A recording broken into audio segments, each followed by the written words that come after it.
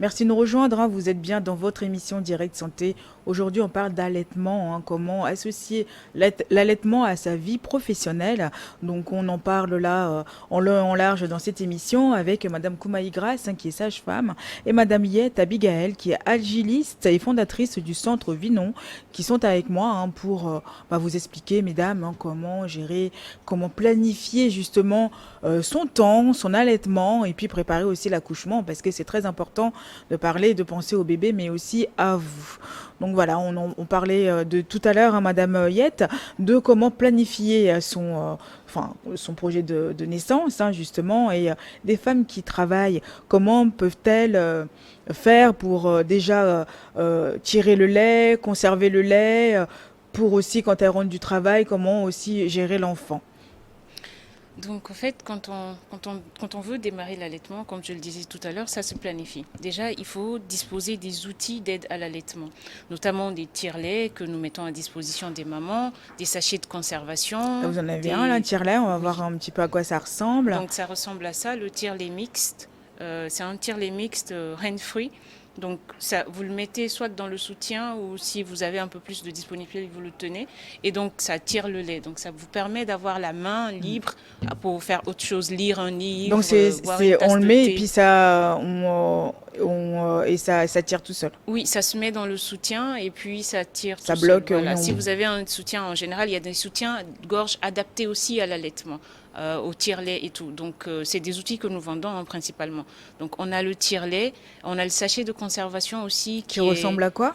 c'est un sachet stérile, BPA free. C'est vraiment les matériaux sont faits, sont faits exprès pour pouvoir conserver le lait maternel, mais vraiment dans les conditions, on va dire, idoines, quoi. Donc Donc ça on tire ressemble le un petit lait, peu à on ça. conserve l'un dedans. Voilà, donc on tire le lait. Une fois le lait tiré, on le conserve dans le sachet de conservation. 24 heures au réfrigérateur. Au congélateur, ça peut aller jusqu'à 3 mois. Waouh, Ça ah peut aller oui. je dis que ça peut aller, je ne vais pas dire ça fait 3 mois, mais ça peut aller parce que, vous savez, on est en Afrique et on a souvent des coupures d'électricité et tout. C'est ça. Donc il faut vraiment surveiller. C'est pour ça que je dis ça peut aller. Donc en général, on va mettre le lait dans son sachet de conservation. On va dézipper parce que c'est stérile. C'est stérilisé. C'est pour ça que on va dézipper, mettre le lait et marquer la date. Parce qu'il y a le nom du bébé. Vous pouvez avoir des jumeaux aussi. Donc Oui. il y a la date d'expression. Et vous marquez dessus la date et l'heure à laquelle vous avez exprimé. Vous mettez au réfrigérateur ou au congélateur. Donc si c'est au réfrigérateur, vous savez que ça va 24 heures, il faut le Il jeter, il faut. faut le mettre à la poubelle. Donc vous marquez la date d'expression et la date d'expiration là-dessus. Donc ensuite, je parlais tout à l'heure de tisane, pendant qu'on est en train d'exprimer le lait, par exemple, prendre le temps d'apprécier une bonne tasse de tisane. Mais c'est des tisanes qui sont galactogènes, c'est-à-dire qu'elles boostent la production du Du lait de la lait. maman. Voilà. Donc c'est fait avec... Au lieu de prendre des médicaments. Voilà, au lieu de prendre des médicaments qui sont chimiques, c'est fait avec du naturel, des plantes, de l'anis. Donc ça, c'est pour ces femmes qui n'arrivent pas à avoir assez de lait. Oui, C'est pour booster. pour les femmes qui n'arrivent pas à avoir assez de lait, et aussi pour la qualité du lait qu'on produit. Voilà, donc que vous avez du lait ou pas, une tisane, c'est toujours bien. C'est mieux qu'une tasse de thé, une tasse de café, De café, pendant qu'on est en train. absolument. Et autant boire du thé, il faut boire un thé qui va vraiment nous aider à booster le lait maternel, la production du lait maternel. Donc là, on va réexpliquer, hein, donc le tire-lait qui sert à tirer le lait. Donc vous le mettez et puis bon, il n'y a pas 10 000 choses à faire, hein. Puis ça tire, ça pompe le lait. Vous mettez dans le sachet de conservation que vous mettez au frigidaire, hein. Donc mettez la date que vous avez tiré le lait. Donc vous avez dit 24 heures, hein, au Au frigidaire. réfrigérateur, oui. Et puis vous pouvez le conserver aussi au congélateur, hein. Ça dure un peu plus longtemps. Donc faites attention aux coupures de courant pour ne pas que ça se gâte. Donc, essayez de voir tout ça. Et puis, écoutez, ça évite ça évite d'avoir, comment vous dire ça, vous bloquer pendant le service. Mais une question, mais quand on tire le lait avant de partir, mais quand ça revient, Madame Grasse, quand ça revient, parce qu'elle est remontée de lait, comment elles font ces femmes-là? Ou ça, on peut le mettre dans le sac tranquillement pour aller au travail, hein. C'est justement pour ça que je parlais de hand-free. On a des sacs isothermes. Donc, en partant au travail, vous plongez votre tire-lait dans le sac avec le sachet de conservation Puis c'est et petit, des hein, c'est as, voilà. pratique. et des ice packs, et puis vous partez au travail. Une fois au travail, chaque 3 heures, vous pouvez continuer, prendre une pause de 5 minutes, vous échapper loin des regards indiscrets, exprimer votre lait, le conserver dans votre petit sac isotherme, et là, c'est comme si vous étiez pour votre corps, il aura l'impression que vous êtes toujours avec votre bébé, parce que chaque 3 heures, vous continuez d'exprimer votre lait. Et puis ça soulage. Hein. Voilà, ça soulage des engorgements mammaires qui font mal. On est passé par là. Oui, ça fait mal. Ça fait très mal.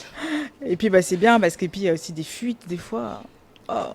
Moi, je profite pour dire que c'est au cours de cette semaine de l'allaitement maternel, à la fin, nous allons faire des plaidoyers pour que les femmes puissent avoir des pauses d'allaitement.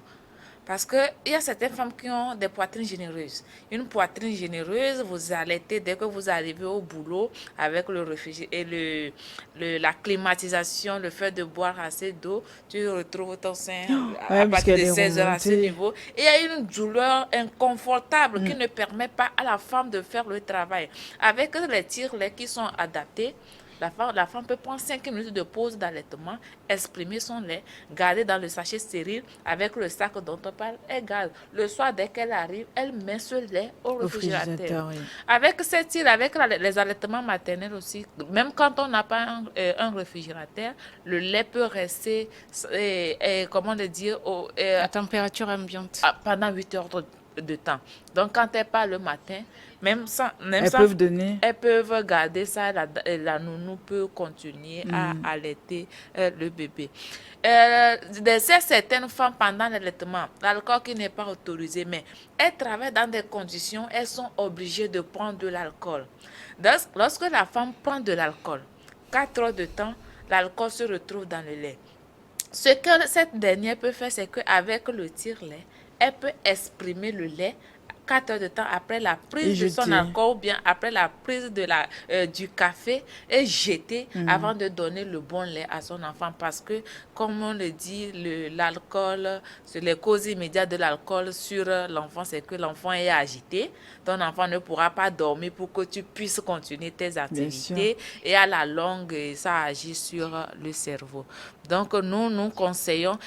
L'allaitement, comme le dit l'expression, ça se faisait avant la sortie des tirs. Ouais, comment elle faisait avant?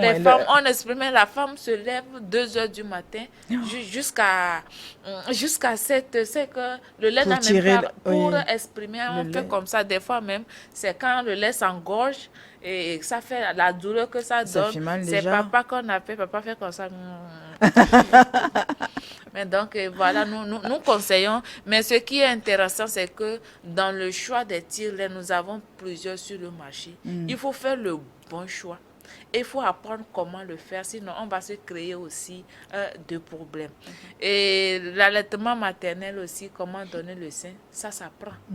Si vous ne savez pas donner le lait à votre enfant, si l'enfant ne prend pas bien le lait, c'est que l'enfant va faire des hoquets.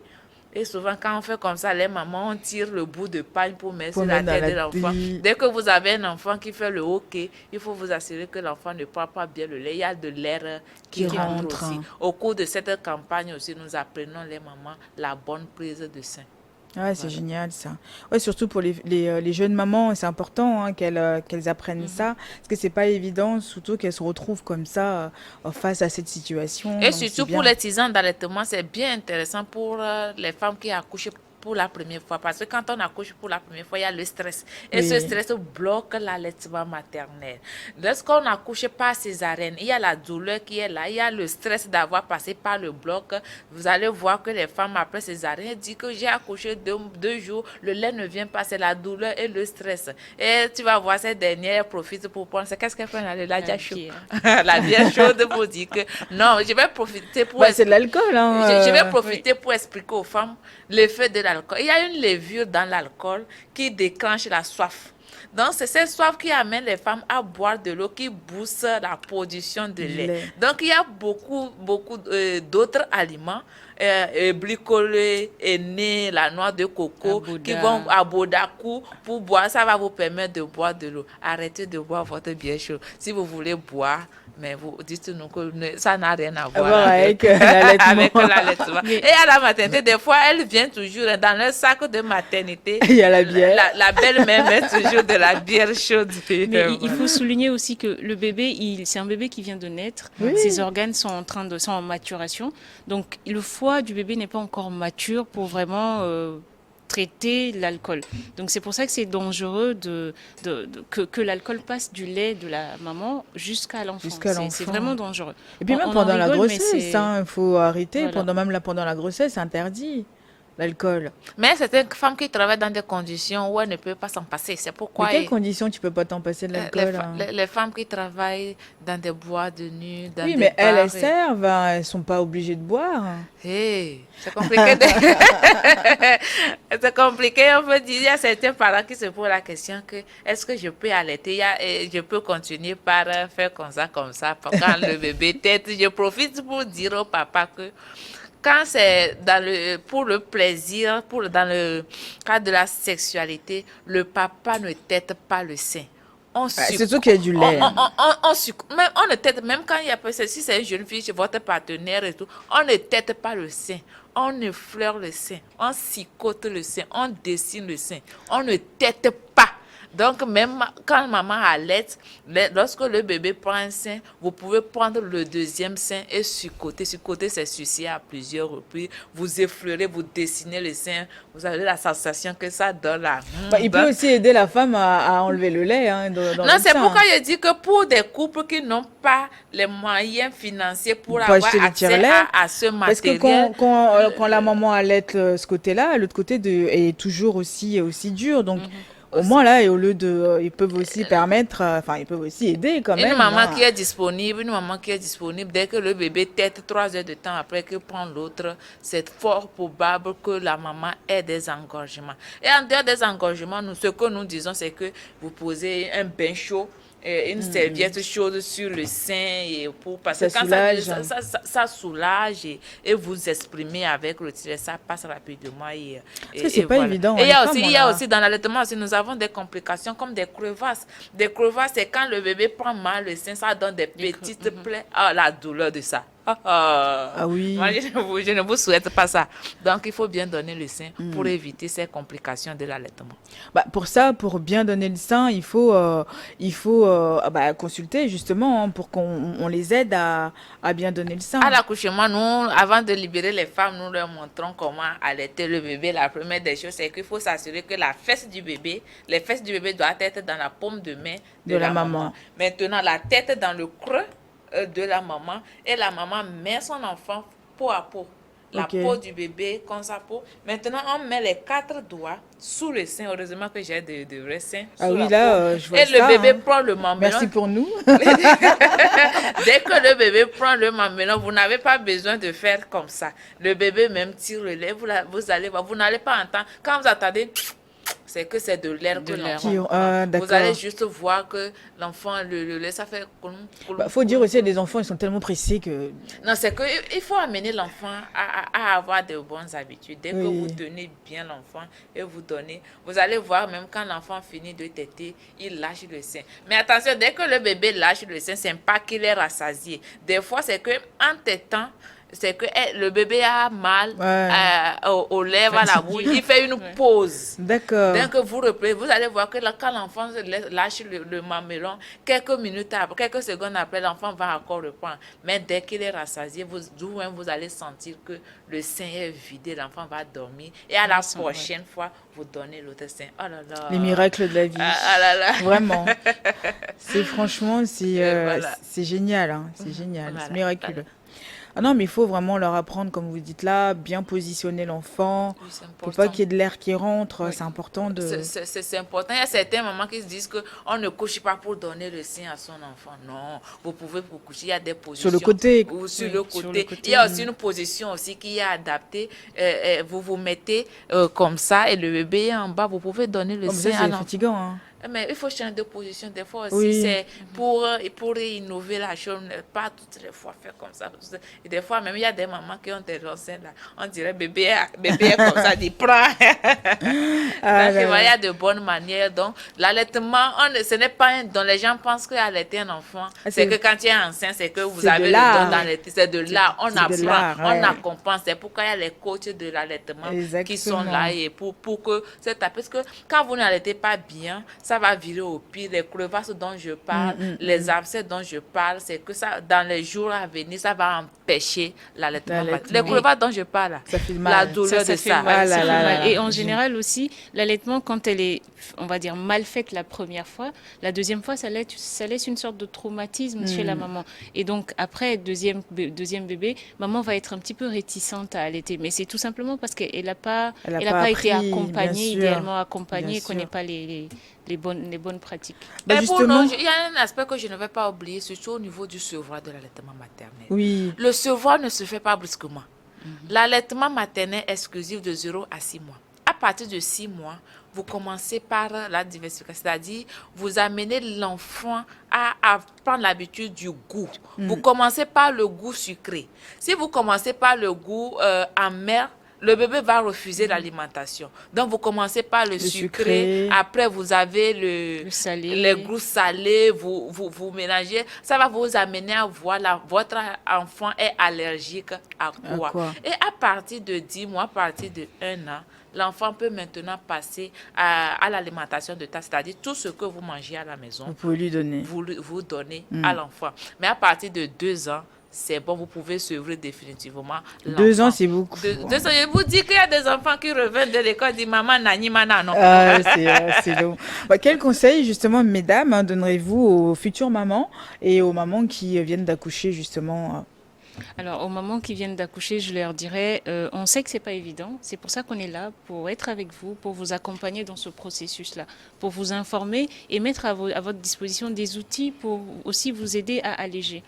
Donc, il y a aussi une chose peut-être dont on n'a pas parlé, c'est en général la dépression postpartum. C'est quelque chose aussi qui est vraiment un frein à l'allaitement. Oui. Donc, on est là vraiment, on est là pour les femmes. On sait que c'est pas évident, on est passé par là, on sait comment ça a été, et c'est clair. justement pour ça qu'on se met à disposition pour accompagner d'autres mamans à réussir. Voilà. Bah, et vous, Madame Koumaï? L'allaitement maternel à votre enfant de 0 à 6 mois. Il faut apprendre à allaiter votre enfant. L'allaitement maternel gratuit. Il y a certaines mamans qui pensent que aller à la pharmacie, aligner les boîtes de lait, c'est pour dire qu'on est capable. Non. Non. Vous allez, la pédiatrie vous attend. Vous allez faire des va-et-vient. Et pendant l'allaitement, vous savez, l'allaitement ne veut pas dire que faire le deuil de votre sexualité. Pendant l'allaitement, il y a la prolactine et l'ocytocine qui inhibent votre libido. Donc, à vous de créer un climat favorable pour pouvoir être attirant, pour pouvoir donner la place au monsieur entre vous et le bébé et toujours garder votre sexualité au frais. Au frais, eh bien oui, bien évidemment. Madame Koumaï, je rappelle que vous êtes sage-femme et Madame Yette Abigaël, agiliste et fondatrice du Centre Vinon. Grand merci à vous, mesdames. Merci, Merci d'être venues pour cette semaine de l'allaitement. Hein, c'est très important d'en parler, bien évidemment. Un grand merci à vous. Merci à notre partenaire Voltic. Merci à Messi et à Fofo à la régie. Et puis, grand merci à vous tous qui nous suivez tous les jours dans cette émission Direct Santé. On se retrouve demain. Bye bye.